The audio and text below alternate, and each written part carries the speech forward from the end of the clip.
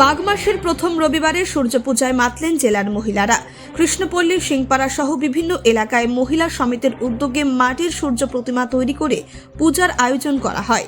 এই পূজার বিশেষত্ব হল মহিলারা নিজেরাই সূর্য দেবতার প্রতিমা বানিয়ে পূজা করেন। শনিবার নিরামিষ খেয়ে রবিবার উপবাস থেকে তারা এই পুজো করেন। পরিবারের কল্যাণ কামনা করেন মহিলারা। নিয়মিতভাবে এই পুজোটি করেন।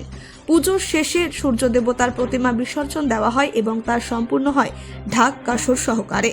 এই পূজার আয়োজনটি একদিকে যেমন ধর্মীয় বিশ্বাসের অংশ, তেমনি সমাজে মহিলাদের শক্তি এবং ঐক্যের প্রতীক হিসেবেও গণ্য হচ্ছে। পুজোর প্রতি তাদের নিষ্ঠা এবং নিয়মিত অংশগ্রহণ সবার মধ্যে এক নতুন উৎসাহ সৃষ্টি করছে। মালদার বিভিন্ন অঞ্চলে এই ধরনের পূজা বিশেষ গুরুত্ব পেয়েছে, যেখানে মহিলা শক্তির স্বীকৃতি ও ধর্মীয় ঐতিহ্য একসাথে উদযাপন করা হয়। সূর্য পুজো প্রথম মাঘ মাসে রবিবার সূর্য পুজো হয়। শনিবার আমরা নিরামিষ মানে আমরা নিজেরা ঠাকুরটা তৈরি করি, সবাই মিলে দিয়ে সূর্য পুজোটা করি।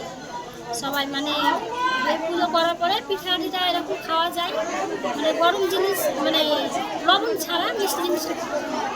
কোথায় করছেন এটা? এটা দক্ষিণ কৃষ্ণপল্লী, সিংপাড়া। কাদের উদ্যোগে হয় এটা? আমাদের সব মহিলা সমিতি থেকে সব পাড়ার বৌদি নিয়ে আমরা। আপনার নাম?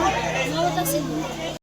আগের দিন নিরামিষ খেয়ে পরের দিন সারাদিন উপোস থেকে দুপুরের পরে আমরা এই পুজোটা করি। কি পুজো এটা? এটা সূর্য পুজো। মানে কবে হয় এটা? এটা মাঘ মাসের প্রথম রবিবারে। কতজন এখানে মহিলারা আছে? মানে 50-60-70 জন হয়ে যায়। এটা কৃষ্ণপল্লী, সিংপাড়া। কে হচ্ছে এটা? আমরা তো বিয়ের পর থেকে এসেই দেখছি। সূর্য পুজো হয়। হ্যাঁ, হচ্ছে। আপনার নাম? ব্যুরো রিপোর্ট, নির্ভীক বার্তা।